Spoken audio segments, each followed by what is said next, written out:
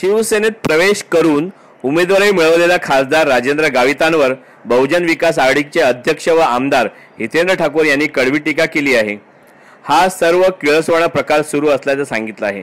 तसेच लोक आता सोशल मीडियावर स्वतःहून यावर टीका करत आहेत, खिल्ली उडत आहेत की या राजकारण्यांना लाज शरम नाही का? निवडणूक 1 महिना पुढे ढकला, कोण उमेदवार कोणत्या पक्षात आहे हेच समजत नाही। गुरुवारी सायंकाळी वसईच्या माणिकपूर येथील YMCA हॉलमध्ये कार्यकर्ता मेळावा होता। त्यावेळी पत्रकारांचा प्रश्नांना उत्तर देताना ते बोलत होते। राजकारण चाललेलं आहे पालघर लोकसभा, या राजकारणात तुम्ही कशा प्रकारे बघता? किळसवाडा काय हा जो प्रकार चालू आहे उमेदवार पळवण्याचा, किळसवाडा तुम्ही मगाशी भाषणात सांगितलं की ब्लॅकमेलिंग मोठ्या प्रमाणात केलं गेलं, मतदारसंघात ईडी वापरलं गेलेलं, त्यावर काय सांगता? माझ्या अगोदरच्या वक्त्यांनी बोललेलं तर मी बोलला बरोबर आहे। तुमच्या उमेदवाराबद्दल काय सांगतात? उमेदवाराबद्दल लोक काय बोलतात ते बघा ना, बाहेर जाऊन सोशल मीडियावर काय चाललंय ते बघा। का लाज शरम नावाची राजकारण्यांना माहीतच नाही का? आता 1 महिना इलेक्शन पुढे गेलं पाहिजे का, जेणेकरून आम्हाला उमेदवार कळतील नक्की कोणत्या पक्षाचा आहे। आम्हाला कळतच नाही कोण कोणत्या पक्षाचा आहे। याच्या पलीकडे काय बोलायचं? पुढच्या निवडणुकीला तर गावीत बहुजन विकास आघाडी झाले तर तुम्ही त्यांना घेणार का?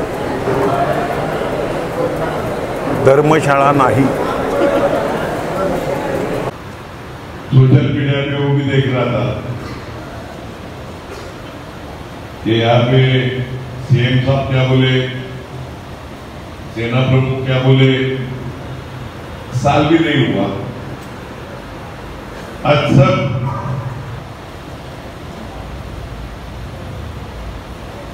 लोग वापस वो घुमाने लगे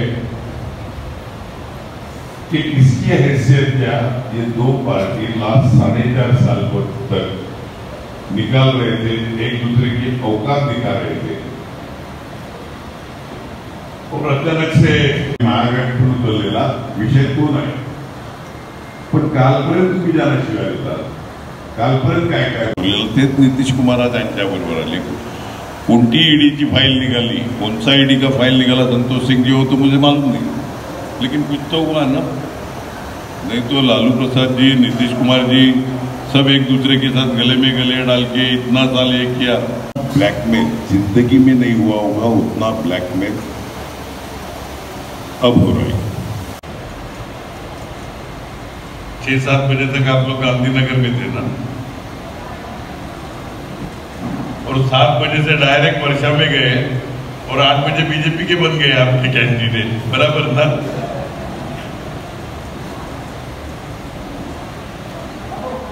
अच्छी शिवसेना उस वक्त के सब सोशल मीडिया में स्पीचेस आ रहे, एक दूसरे के बारे में, इनका खून कैसा है, मतलब खून पे उतरे थे, इनके नसों में कौन सा खून बह रहा है, किस हिसाब से ये काम कर रहे हैं, क्या कर रहे हैं, इससे लेके सब बातें करने वाले आज वापस एक हो गए।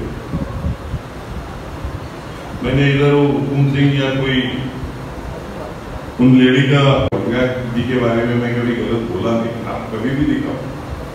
लास्ट इलेक्शन में 2 इलेक्शन अपने 2009 में MP चुन के आए, उस वक्त भी 14 में गिर गए, उस वक्त भी हम लड़े थे, लेकिन लड़ते वक्त प्रचार कैसा करने का, किसी के बारे में क्या बोले, पार्टी के बारे में शायद बोला हो, लेकिन आदमी के बारे में बोलने का काम नहीं किया।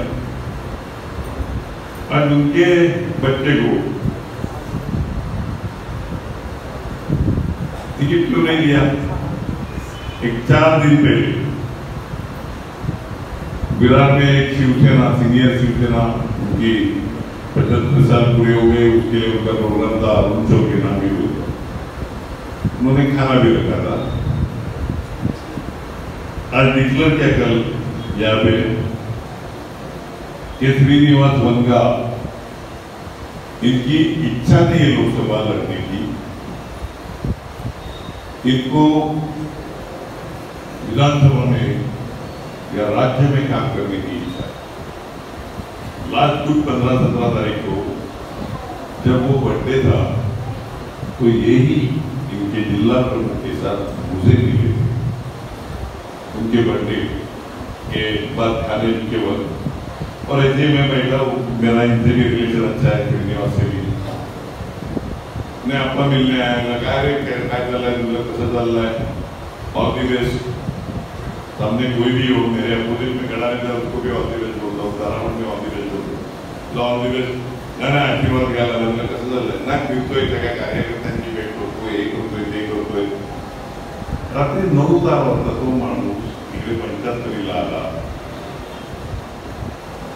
तो काय शुभेच्छा द्यायला आलेला का अरुण तोडगेला तिकिटाकरता भेटलं पाहिजे म्हणून आलेला आणि परवा दिवशी अशी कोणती उपळती झाली परवा दिवशी अशी कोणती उपळती झाली का मला लोकसभा नाही मला विधानसभा पाहिजे सांगायचं म्हणजे गळ्याला नको बस